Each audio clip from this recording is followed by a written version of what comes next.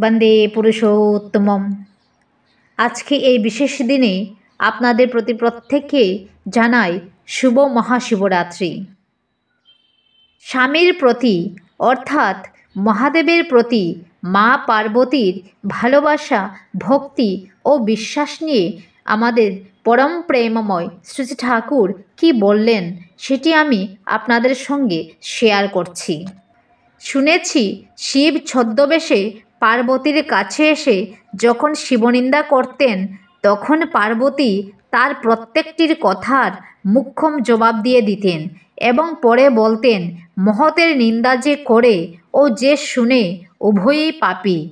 আপনি নিজেও পাপে লিপ্ত হবেন না এবং আমাকেও পাপে লিপ্ত করবেন না। আপনার কথা শোনার মতো সময় আমার নেই। আপনি যার নিন্দা করছেন আমি সর্বদা তার পূজা করি। আমার পূজায় ব্যাঘাত ঘটাবেন না দয়া করে। শ্রী শ্রী ঠাকুর অনুকূলচন্দ্র। জয় গুরু।